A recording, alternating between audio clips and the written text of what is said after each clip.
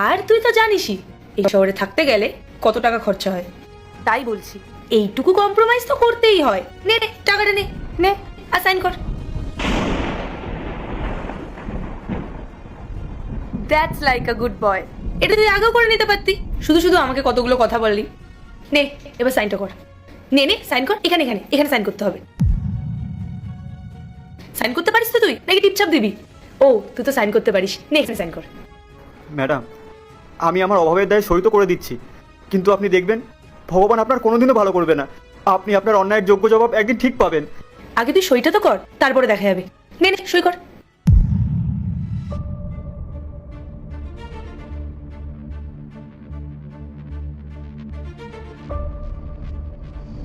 Good boy.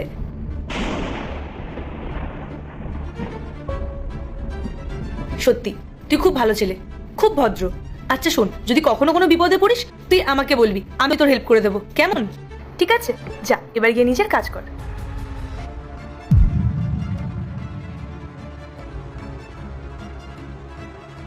কতগুলো টাকা! এই টাকাটা দিয়ে আমি এবার নিজের ইচ্ছা মতো শপিং করতে পারবো, নিজের ইচ্ছা মতো পার্টি করতে পারবো। গোপাল, কি হলো? তুই এখনো বাড়ি যাসনি? আরে স্যার, আপনি চলে এসছেন, আপনি কেবিনে গিয়ে বসুন, আমি আপনার জন্য জল নিয়ে আসছি। তারা, তুই এখনো বাড়ি যাসনি কেন?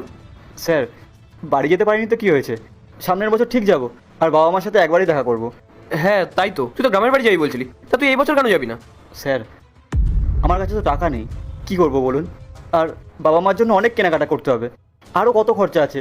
আমি একেবারে সামনের বছরেই যাব, গিয়ে মা বাবার সাথে দেখা করব, আর অনেক মজা করব। কি বলছিস তুই এসব? আমি তো সকালেই তোর মাইনে দিয়ে গেলাম, তুই তোর মাইনে পাসনি? হ্যাঁ স্যার, পেয়েছি তো, মাত্র 8,000 টাকা। 8,000 টাকা? কিন্তু আমি তো পায়েলকে তোর মাইনে 20,000 টাকা দিয়েছিলাম। হ্যাঁ স্যার, আপনি ম্যাডামকে 20,000 টাকা দিয়েছেন, সেটা আমি নিজেও শুনেছি, কিন্তু ম্যাডাম আমাকে শুধুমাত্র 8,000 টাকাই দিয়েছেন। আর ওই যে পেপারটা ছিল ওটাতেও সই করিয়ে নিয়েছেন, আর উনি আমাকে বললেন যে আমি নাকি 8,000 টাকাই পাওয়ার যোগ্য। আচ্ছা গোপাল, তুই কি পাইলের থেকে কোনো অ্যাডভান্স টাকা নিয়েছিলি?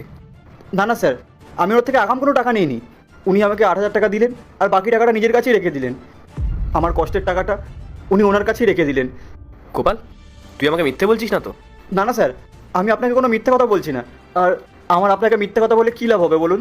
আর তাছাড়াও আমি তো এখন আপনার অফিসেই দাঁড়িয়ে রয়েছি। আর আপনার যদি এরপরেও আমার কথা বিশ্বাস না হয়, তাহলে আপনি একবার সিসিটিভি ক্যামেরাটা চেক করে দেখুন। আচ্ছা দাঁড়া 1 মিনিট।